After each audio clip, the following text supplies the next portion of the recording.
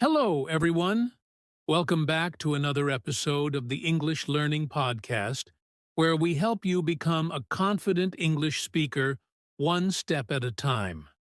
I'm Jason, your host, and today we're diving into a topic that can truly transform the way you approach learning English: how to set SMART goals for your English learning journey. Hi, everyone. I'm Julia, your co-host, and I'm super excited about today's topic. Setting goals might sound simple, but trust me, having the right kind of goals can make all the difference in how effectively you learn English. Absolutely, Julia. You know, many English learners struggle because they don't have a clear plan. They often feel lost or unmotivated because their goals are too vague, like, I want to speak English fluently. But what does fluency really mean? How do you measure it? Exactly, Jason. That's why we're going to talk about SMART goals today. Goals that are specific, measurable, achievable, relevant, and time-bound. These are not just buzzwords, they're a proven framework to help you succeed in learning English. By the end of this episode, you'll know how to set goals that are not only realistic, but also powerful enough to keep you motivated and on track. So, grab a notebook if you can, and let's get started. So, Julia, let's start with the basics. What exactly are SMART goals? I think many of our listeners might have heard the term, but they might not fully understand what it means. Great question, Jason. SMART is actually an acronym. It stands for specific, measurable, achievable, relevant, and time-bound. These 5 elements are what make a goal clear, actionable, and more likely to succeed. Let's break each one down. That sounds interesting. Can we start with the first one? Specific? Of course, a goal needs to be specific, meaning it should be clear and detailed. For example, instead of saying, I want to improve my English, you could say, I want to learn 20 new vocabulary words related to travel. This gives you a clear focus. I see. So, being specific helps you know exactly what you're working toward. What about measurable? That's the second key. A goal should be measurable so you can track your progress. For instance, if your goal is to learn 20 words, you can easily measure if you've learned all 20 by the end of the week. It's like having a way to check if you're on the right path. That makes a lot of sense. Now, what about achievable? I feel like this is where people might set themselves up for failure sometimes. Exactly, Jason. A goal should be achievable, meaning it should challenge you but still be realistic. For example, saying, I want to become fluent in English in 1 month might be too ambitious. Instead, aim for something like, I want to be able to hold a simple conversation about daily activities in 1 month. Got it. So, it's about finding the balance between challenging yourself and being realistic. What does relevant mean in this context? Relevant means your goal should align with your overall learning purpose or needs. For example, if your main focus is improving speaking skills, your goal could be practice speaking English for 10 minutes every day. It wouldn't make sense to spend hours on grammar exercises if that's not your priority right now. That's a great point. And the final one, time-bound? This is super important. A time-bound goal has a deadline, which gives you a sense of urgency. For example, instead of saying, I'll learn new vocabulary, say, I'll learn 20 travel-related words by the end of this week. Deadlines keep you accountable and prevent procrastination. So, to sum up, SMART goals are clear, trackable, realistic, focused on your needs, and tied to a deadline. Julia, do you think this framework can work for everyone, no matter their level of English? Absolutely, Jason. Whether you're a beginner trying to master basic sentences or an advanced learner working on fluency, SMART goals can guide you. It's all about breaking your big dreams into manageable steps. Perfect. I think this gives our listeners a solid understanding of SMART goals. Shall we talk about why they're so important for English learners next? Yes, let's do that. All right, Julia. Now that we know what SMART goals are, let's talk about why they're so important for learning English. I mean, can't people just study without setting formal goals? Well, Jason, it's definitely possible to study without formal goals. But here's the thing. Without goals, you're more likely to lose focus, feel overwhelmed, or even give up. SMART goals act like a roadmap, showing you exactly where you're going and how to get there. That's a great analogy, Julia. I imagine it's like trying to drive to a new place without a GPS. You might eventually get there, but it'll take longer and feel frustrating. Exactly. And let's not forget the motivation factor.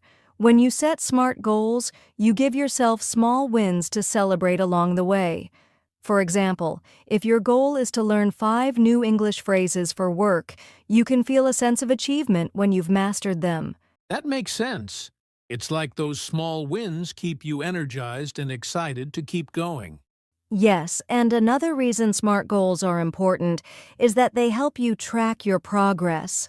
Learning a language can feel like a never-ending journey, but when you can measure what you've accomplished, it reminds you that you're moving forward, even if it's step by step. That's so true. Sometimes learners feel like they're not improving because they don't see the progress they're making. Having measurable goals can really change that perspective. And one more thing, Jason. SMART goals also help you stay realistic. Many learners quit because their goals are too vague or unrealistic. For example, saying, "I want to speak English fluently in 1 month," can be discouraging when it doesn't happen. But with SMART goals, you're setting smaller, achievable steps, which keeps you motivated and confident. That's a great point, Julia. It's all about setting yourself up for success instead of frustration. Would you say that SMART goals also make learning more efficient? Absolutely. When you have clear and specific goals, you know exactly what to focus on.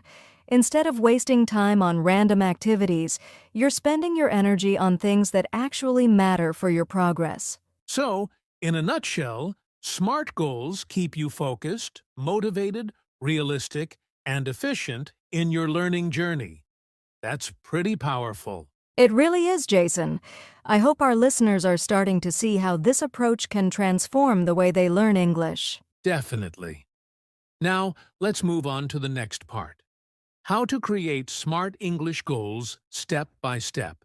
Sounds great. All right, Julia. Now that we know why SMART goals are important, let's dive into the practical part.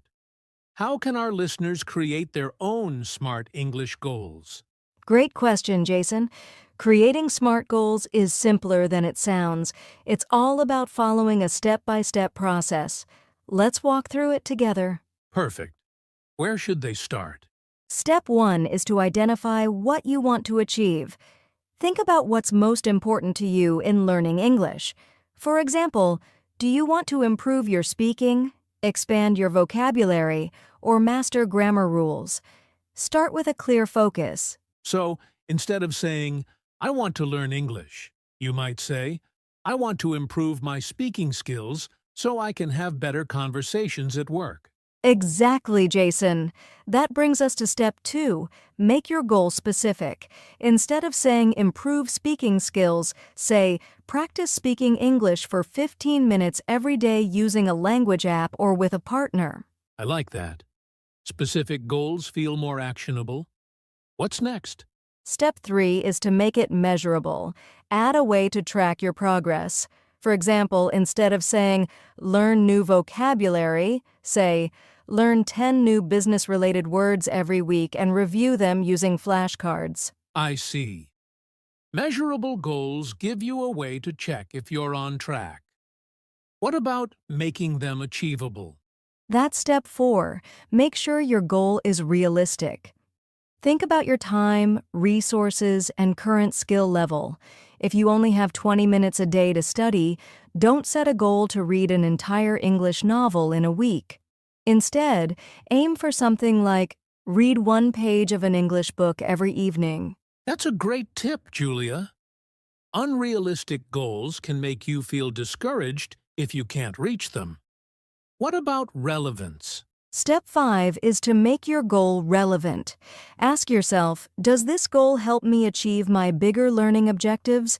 For example, if your main focus is speaking, then practicing listening or writing might not be the best use of your time right now. That's an important point.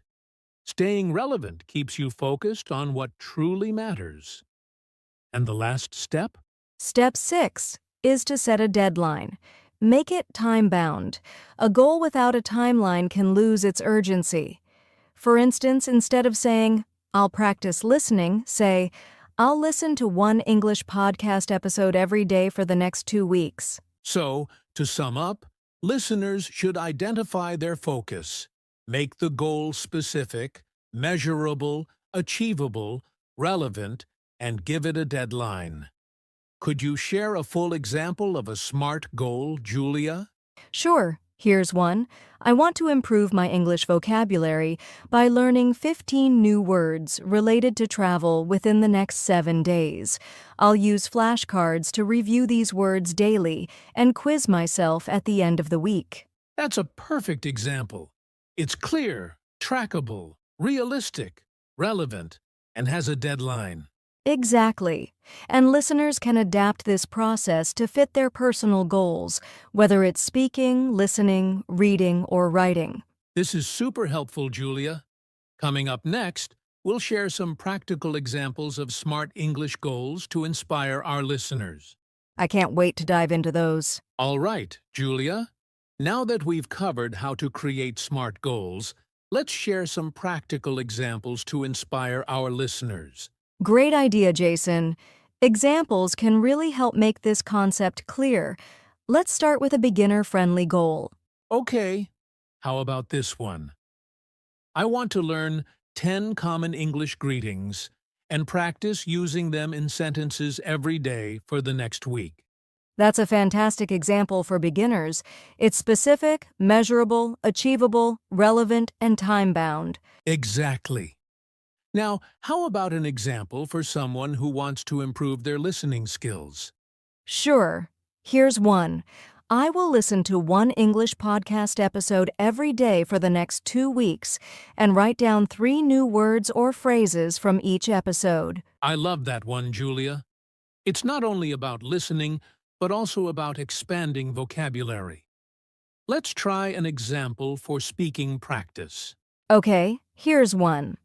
I will record myself speaking for 2 minutes every day on a topic I enjoy, like hobbies or work, for the next 30 days, and review the recordings to improve my pronunciation.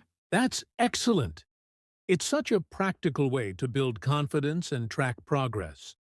Let's do one more. Maybe for someone focusing on reading. Good idea. Here's a reading-focused goal.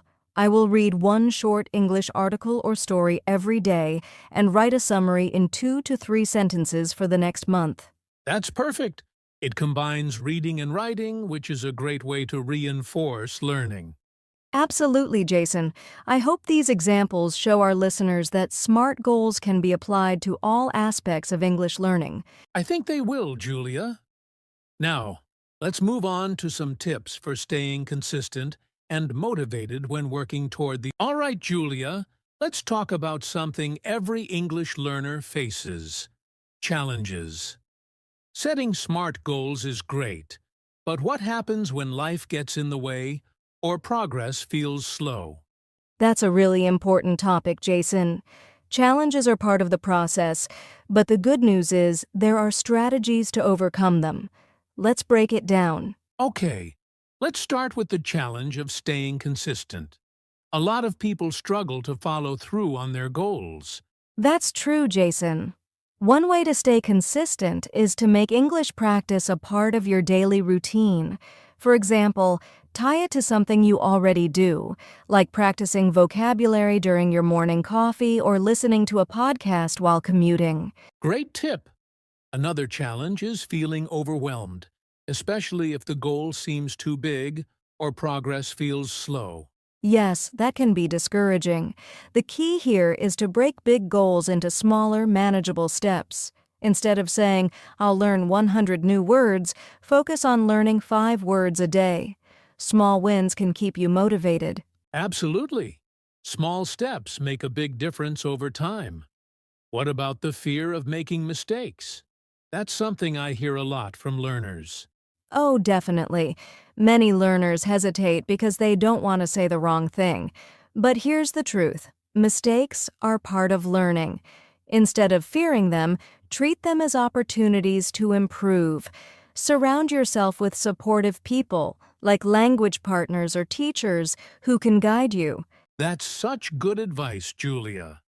And finally, let's talk about the challenge of losing motivation.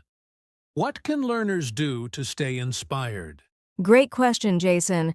One way is to remind yourself of your why. Why do you want to learn English? Is it for career growth, travel, or connecting with new people? Keeping that reason in mind can reignite your motivation. I love that. It's all about keeping your eyes on the bigger picture. Exactly. And don't forget to celebrate your progress, no matter how small. Rewarding yourself for reaching milestones can make the journey enjoyable. That's such a positive approach, Julia. Challenges are inevitable, but with the right mindset and strategies, they don't have to stop you. Absolutely, Jason. Now, let's wrap things up by sharing some final thoughts for. All right, Julia. Before we wrap up, let's leave our listeners with some actionable steps they can take right now to start working toward their smart English goals. Absolutely, Jason. First, take a few minutes today to write down one SMART goal for your English learning. Use the tips we've shared to make it specific, measurable, achievable, relevant, and time-bound. And don't stop there. Share your goal with a friend, family member, or even in the comments below this video. Accountability can make a huge difference in sticking to your goals. That's a great idea, Jason. Also, keep track of your progress. Use a notebook, an app, or even sticky notes to monitor your daily or weekly achievements. And if you're looking for resources to help you, don't forget to check out our playlist, where we cover topics like improving your speaking, listening, and writing skills. Yes, and remember, consistency is key. Even small efforts every day will add up over time. So, listeners, what's your first SMART goal going to be? Let us know in the comments, and we'll be here to support you every step of the way. And if you found this podcast helpful, don't forget to like, share, and subscribe to our channel. It really helps us reach more learners like you. Thank you so much for tuning in, and we can't wait to see you in the next episode. Keep learning, keep growing, and we'll see you next time. Bye for now.